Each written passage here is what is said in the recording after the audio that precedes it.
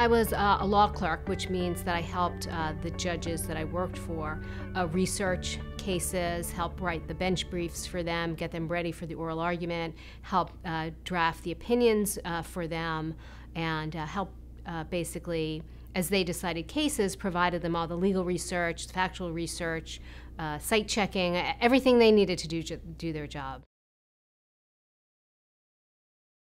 Some of the important things that I learned in my introductory experience, and something that I've seen played out over time as I've hired new people and had young people work for me as interns and things like that, is two things. One is to get an understanding that your boss, your supervisor, really needs to know that you are paying close attention to the assignments and that you're giving them what they need and when they need it. So one of the things that I have said to people, and fortunately never had it said to me, but learned this, is when I ask you what time it is, don't tell me how to make a watch.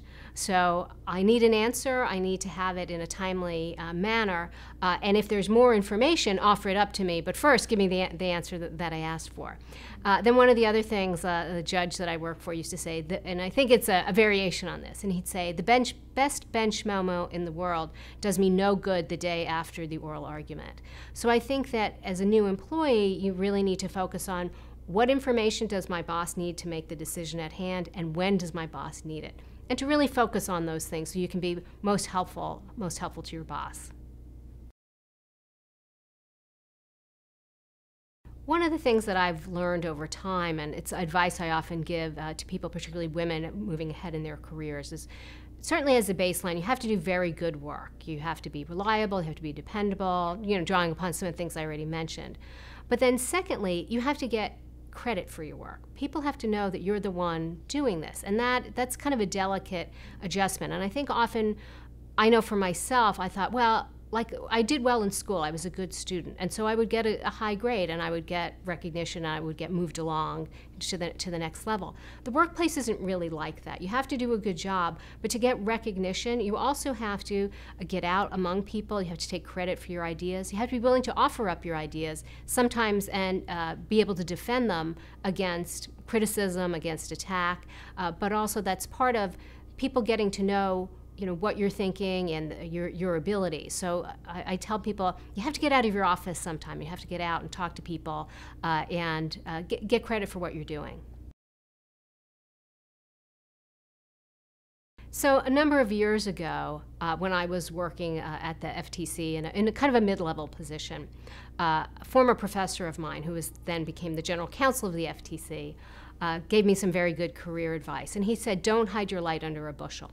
You have to get out and speak. You have to get your ideas out there. He suggested that I write articles, that I join a professional association, that I get involved with other people in my field so that people could get an understanding of my contributions, what my ideas were, how I could be helpful, and that kind of thing. And I thought that was really excellent advice, and it definitely has helped move me along in my career.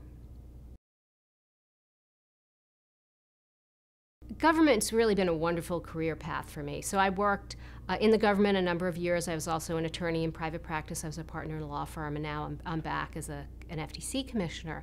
But I found that my government experience really gave me very interesting work and very meaningful work throughout my entire career.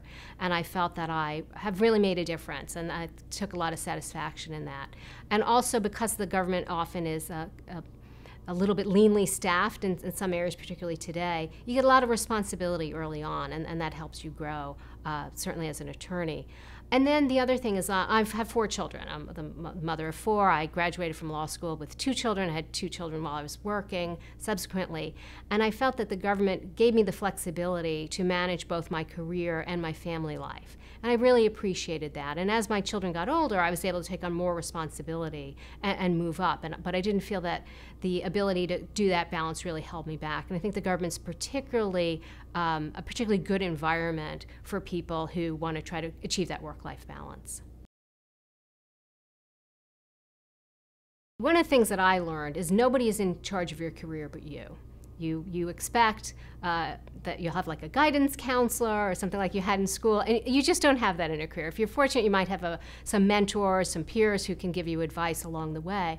So I think just realizing that you're in charge of your own career is an important thing. And then what does that mean? That means that you need to go out and make sure you have the skills to do the job well and to advance. So sometimes you need to get additional training. You might want to be involved in a professional association that sharpens your skills, that gives you new opportunities, and also to reach out to people within your field through networking events, through working. Like I worked with the American Bar Association. I was an editor on the Antitrust Law Journal. I really learned a lot in that about the law, about writing, about editing, about meeting a lot of people. So those kinds of things, I think really the value of those can't be underestimated. The ability, the chance to improve your skills and to make connections with people in your field.